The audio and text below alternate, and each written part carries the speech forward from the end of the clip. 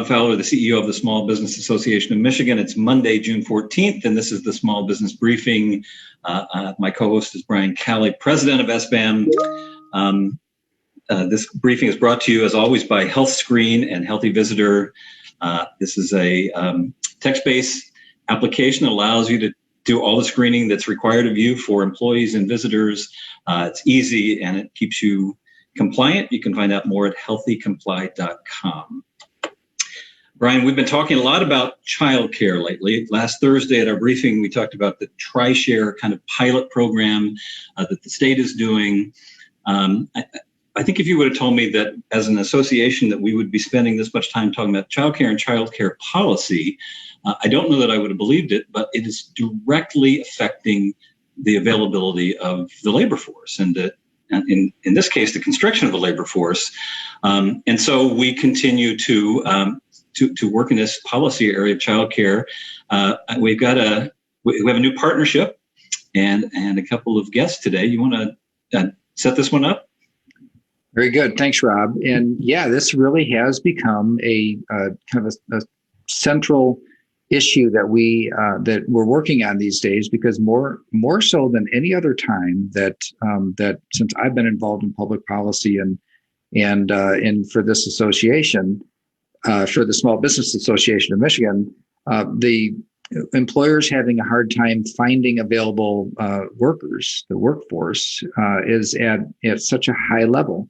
And so we know there's a lot of different parts to this, a lot of different facets and components. We've talked about the unemployment system. We've talked about, fear and re-engaging and people kind of getting back at it. But we know that childcare, especially, just in the context of that Detroit Regional Chamber survey that was done, that this is one of the major factors and obstacles that people have in coming back to work. So the Child Care Providers Association of Michigan is a brand new association, one that SBAM has a strategic partnership with.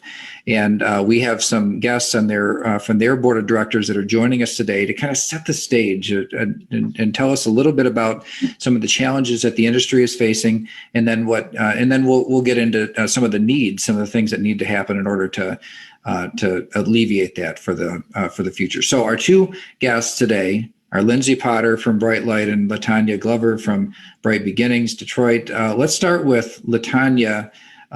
Maybe just a little bit about your business. What how far you are into this journey of being a business owner yourself, and then we'll get into the policy discussion. Sure. Thanks, Brian. And hello, everyone. Again, like Brian said, I'm Latanya Glover of Bright Beginnings Childcare, and I am a family childcare provider. I'm a licensed group home, which means that I am licensed for care for 12 children. So I've been partnering with families in the Metro Detroit area. We're located on the northeast side of Detroit. We've been partnering with families for the last 11 years to make sure that we are positioning ourselves to be able to provide effective partnerships and quality, affordable care for those families that we are fortunate enough to partner with. Some of the challenges, I think that they are challenges that have been longstanding. And unfortunately, almost, in a bittersweet type of way, COVID-19 was able to shed light on some of the issues that have always existed for the self-employed, the entrepreneur, the early childhood educators in this industry. It's always been underpaid. It's always faced challenges. There's always been a great need for families to be able to find care that's not only quality, but that offers equity and that will provide them access in the areas that they are.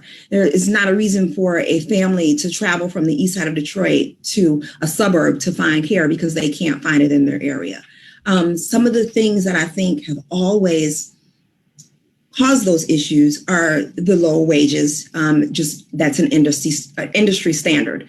So those are some of the things that should be addressed. And some ways that we can use some of this new funding that's coming out is to provide a living wage for early childhood educators to provide access for families that is affordable for them, that reaches far and beyond what you'll receive in a DHS subsidy. We want to be able to partner with and provide those equitable services. And that means reaching what we call the working poor, people that may not qualify for DHS. They may not be at that poverty level, but right above it.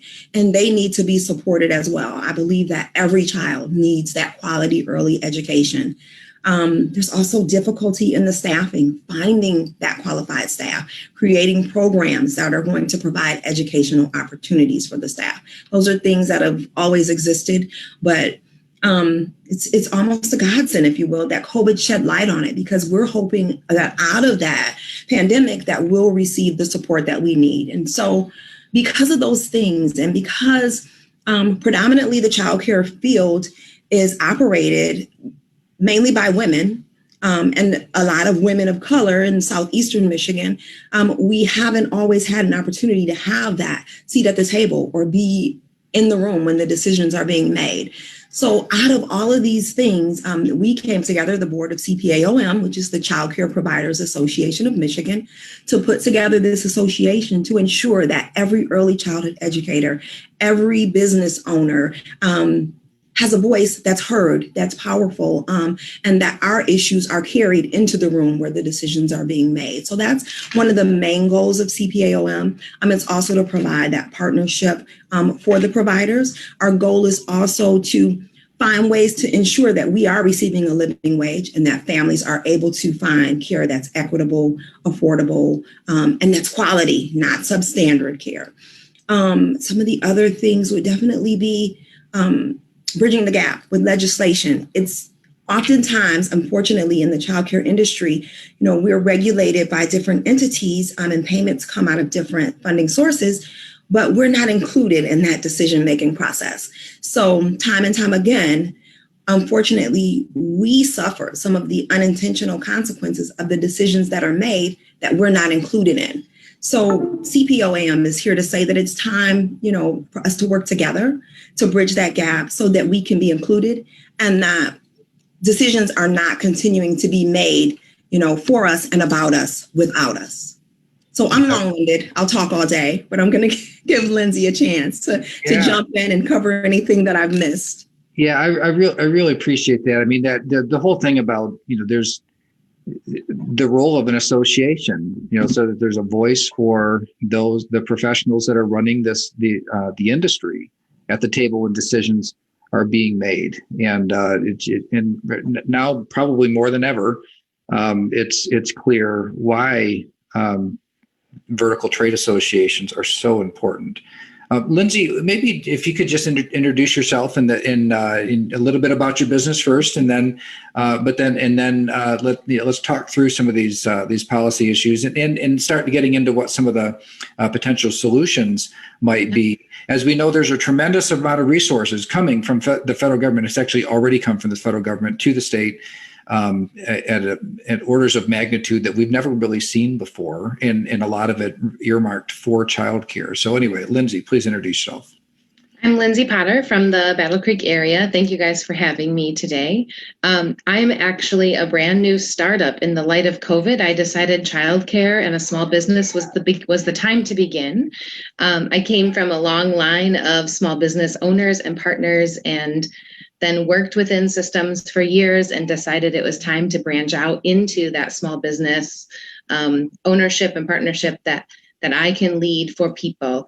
So Bright Light Early Care and Education will be opening this fall, which means I'm doing startup business planning in the middle of COVID recovery, which is a very interesting season when you think about government practices and policies along with staffing, and then layer in family perceptions, safety, need, all of the things. But the reason I'm starting this small business is because the need is so present. The need for quality childcare of high level magnitude is so present in our Battle Creek area because of some of the effects we have seen post-pandemic. not only are we having those staffing shortages in other sectors of the industries, we are having them, we're having childcare shortages, right? So it's kind of like what comes first. Well, how do we not open childcare and fill this gap at the same time saying, where will my own staff come from? How will my funding look, right? And so it's kind of a what then, but it has to happen in order for the Battle Creek sector to have a functioning industry and so many other components. Really comment that, everybody's experiencing challenges with workforce right now. And one of the solutions is availability of affordable, high quality childcare. Right. And yet that industry itself has workforce shortages. And so that chicken or egg type of a challenge is one that's it's pretty tough. We do know that that pay and benefits plays a role in that. And so that, it's interesting with the child care model or the TRICARE pilot is this idea of sharing or TRISHARE model where you share the cost between, the state and the family and the employer as, one thing to try to, potentially create a bigger pool, if you will, to hire and cover operational costs and programming. Maybe if you could just take your early steps in the agenda of the association. What are you, as the legislature and the governor receive more than $1 billion for addressing childcare needs? What are the sorts of things that you would be looking for them to put on the table to really move the needle in this and make it more possible for you to be successful? CPAOM is really coming to the table and asking for funding to look different than it has in the past. The way that early childhood funding has shown up in Michigan in the past 6 years has been a slot-funded preschool allocation, and that slot-funded preschool allocation ends up creating haves and have-nots. So family home providers are have-nots. Small communities are have-nots. People unaffiliated with public school systems are have-nots. And that means that we create childcare deserts and we create gaps and burdens on families who now only have care 9 to 3, 30 minutes from their home. So as we look forward, CPAOM is really asking for that funding model to shift, whether that means more equitable by student, more latitude, whatever. We need to enter that conversation that funding model, free preschool, shifts in order to access more children in more zip codes and more settings, that just because they aren't affiliated with an ISD or a RESA doesn't mean that they aren't high quality or have access to high quality. That's our first goal. We have some layers underneath that, and we really are hoping to enter conversations about that. We also know that a good association hears from their membership. So as our membership increases and diversifies and broadens, we expect that message to shift, because every unique individual at the table has to be received and molded into and then shared their perspective towards that legislation action. But that's where we're beginning. Great. Well, yeah, thank you. And so, LaTanya, let me give you the last word here before we let you both go. So, Lindsay had just talked about this idea of a kind of a more inclusive approach toward the way the money is allocated. And I think in your opening you talked about you do in-home services for 12 kids and or up to 12 kids. And but correct me if I'm wrong, but there are certain funding programs or funding allocations that, because of the way that you provide your service, you're not eligible to participate in. That would be correct. So there are going to be some funding models that if you are not fortunate enough to be in a partnership, or if a partnership simply is not available or open in your area, you're not able to participate in those. So I may be able at this time to accept parents that are private pay, which means they're paying the full cost of their tuition. I can accept children that qualify for DHS subsidy, and sometimes there's still a copay that's associated with that. Because I'm in the city of Detroit, because there is a push to reach children in those areas that are the hardest hit and the most impacted. I'm also fortunate enough to be a Detroit SOARS provider, but that wouldn't be a benefit that would be afforded to Lindsay when she opens because she's not in the city of Detroit. But there's still flaws. There's going to be flaws with all of those models. But because I'm not connected to Head Start, or I'm not a member of Matrix or Great Start Readiness Program, I'm not eligible to participate in some of those programs. When we start looking at this pre-K funding that's being available, I won't qualify for those programs. So that may mean, in fact, that if I have children, that'll age between now and the fall, that'll turn 4, those parents now have a choice where they can leave my care, which is going to impact my business, to enroll their child in a free program that I can't provide for free, but we're set up to do the same quality. We use the same curriculum that they're using in that free program. My staff, is certified. They go through the trainings. I've gone through the trainings. We follow that model. We work with a mentor. We work with, we're star rated, we're 5-star rated. So we've reached all of the accomplishments and the necessity in order to provide that quality level of care in terms of curriculum and education. But because of not being able to qualify for that program, I may lose children.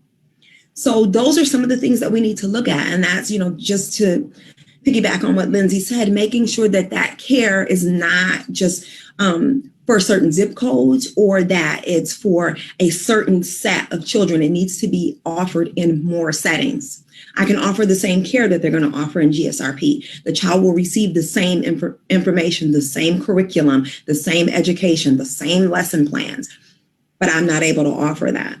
There's a problem or disconnect with that. Well, I really do appreciate you spending time with us, shedding light on these issues. I think it's one of those things, the unintended consequences. Although you're talking about them now, so we can't call them unanticipated. As you expand certain things, but you lock private providers out of being providers, you might expand Great Start Readiness, but if private providers can't participate, then it exacerbates the shortage, it doesn't help it. And I think that's a really critical insight. Thank you for joining us today, and good luck on the launch of the new association. We'll be right there alongside you the whole way, and we look forward to our work together in this. All right, Rob. And let me thank you both for being just a great example of a business owner who's not just fighting for your own business, but for your whole industry. And you're well informed and articulate about the issues that face your industry, and that's really important for your association and for ours. So thank you for that. All right, Brian. It's Data Monday. We keep saying data has become maybe a little less the driver of public policy decisions, so we're watching it maybe a little less closely, but some interesting things happening right now. It's the continuation of the trends that we've been talking about, and I think we've been trying to anticipate what comes next. Let's look at the data and then talk about that. All right, so let's because the data all looks so good, we're just going to take a quick look here at some of the numbers. I'm using some charts here from Bridge Magazine. They do kind of a nice job, and it's much more concise than what the reports that we normally look at. So over here is the cases, the daily cases. Look how low they've gotten. Below 500, 301 cases on June 10th, and that's 40% less than a week earlier, which was already quite low. So you really do have to look back in this time period of June of last year when you saw numbers get this low, and I think we have reason to believe that that they're going to be low for an extended period of time. There's some school of thought, some disagreement. What's going to happen in the fall? But kind of setting that aside, I think we're going to head into a period of very, very maintaining very low numbers for a while. The hospitalizations over here on the left side also have come down below the last low point. So they continue to fall, not really leveling out too much yet. So that tells me that, that we're going to see those numbers become much lower as well. The positivity percentage, we looked at this briefly last Thursday, and you saw how low that it was getting. This is a different kind of look at the chart from Bridge, and it's in that sub 3% range now and still falling. So what that tells me is that that those other indicators, the daily cases and the hospitalization, and I don't have a chart for it, but deaths associated with COVID-19, I think all of those are going to continue falling here to a point where, hopefully some states around the country, they're getting to a point where they'll have days when there are no deaths reported. And I'm hopeful that that's something that's in our future. So we have a great trend line that is going. It's continuing. It's doing what we thought it would. You remember, Rob, when there was all this pressure, when is the governor going to shut things down when we hit this wave in the spring? And what we were saying is, look, it's traditionally we know that it's going to reach its peak around this point. It's going to start falling. It's usually going to fall sharply. This time we got over half the population vaccinated. I mean, at that point it was reaching up to about half. So it's probably going to drop faster. And all of those things that we thought came true, and it did so without additional restrictions, economic restrictions. And so we look at this now, and it's like, yeah, I mean, this is a you can't predict everything with this virus, but the way that waves work, they actually are kind of predictable. They do run on similar looking trend lines. And, but now it really does beg the question of, do we even really need to wait until July 1st for the rest of the capacity restrictions to be lifted? Well, so let's talk about that. I mean, positivity below 3%, which was the goal that everybody talked about early in this pandemic. It's 1.8 at this point. Hospitalizations, everything going down, everything going the right direction. Other states around us have already opened back up. We are scheduled on July 1 for capacity limits to go away, the mask requirement to go away. The employer restrictions remain because it comes from a different place. It comes from MIOSHA, but do you see any possibility that before July 1, we might those might be lifted? I am picking up on a few hints here and there that the circumstances, the conditions, and our experience of the lower risk in summer months anyway, and vaccination rates continuing to climb, that puts us in a position where I think it is realistic that we could see capacity limits lifted even before July 1st. So remember, July 1st was even though we were really happy to get a date certain when it ended, it still made us one of the last states. And so to have 50% in certain venues and to have mask requirements for some and not for others, and so those are our two main kind of restriction-based items on the agenda. Is, look, the numbers bear out that we don't need these anymore. I understand there's people say maybe next fall. Okay, maybe next fall. We'll see, but they're not really needed now. I think there's a halfway decent chance that something happens before July 1st, and then the workplace safety rules. Last week we talked about that MIOSHA had received the country received the federal OSHA rules, and they didn't include. They had guidelines but not rules for all industries except for healthcare.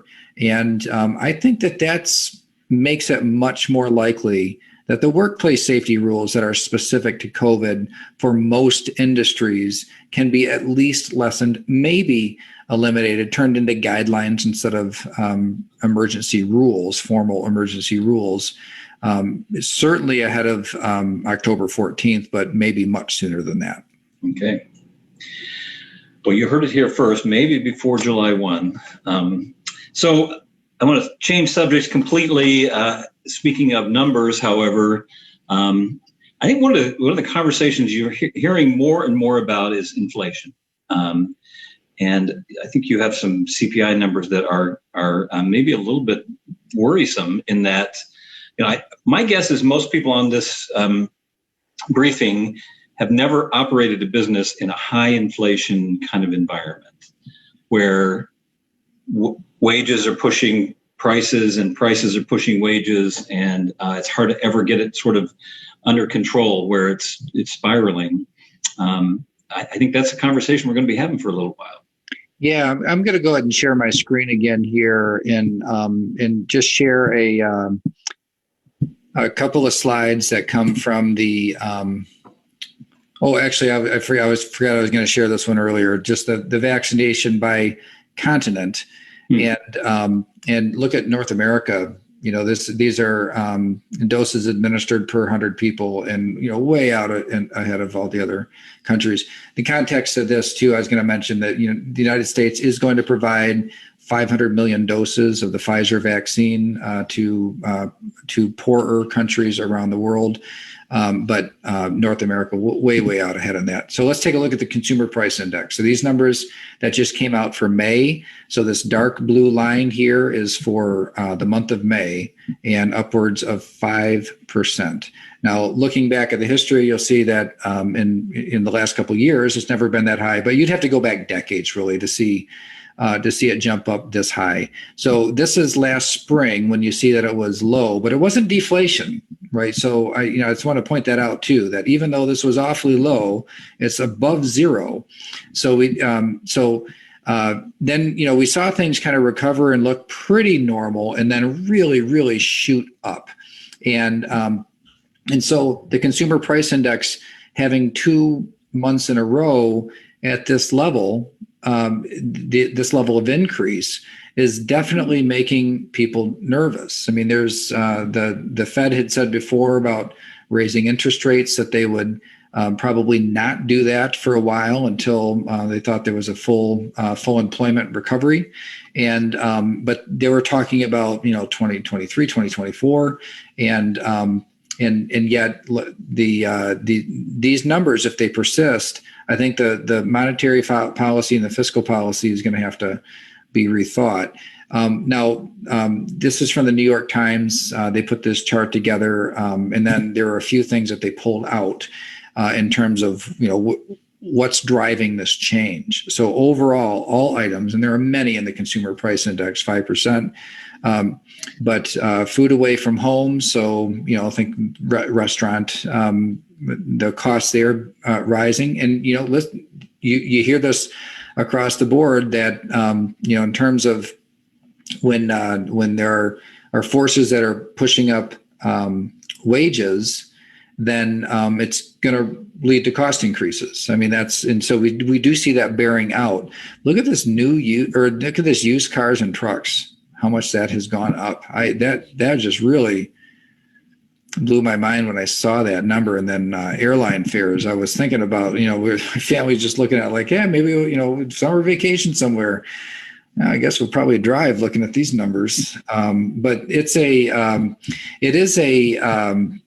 new scenario that, as you had mentioned, we've had low inflation for so long that trying to manage through a time period when costs are rising at this level. And by the way, I don't want to suggest that level of inflation is just going to happen and continue to increase in the future. We really don't know that for sure, but it's definitely sending off alarm bells, something that we're very concerned about, and that I think it's causing policymakers to rethink a lot of the approaches that are currently being taken. Well, we will continue to watch this one. My guess is it's a conversation we're going to be having for a while, even managing while those prices or costs are coming at you, and what to do with your own pricing. Hey, one last topic before we wrap up. Last Friday, the Supreme Court actually ruled on a topic that we've been talking about along the way.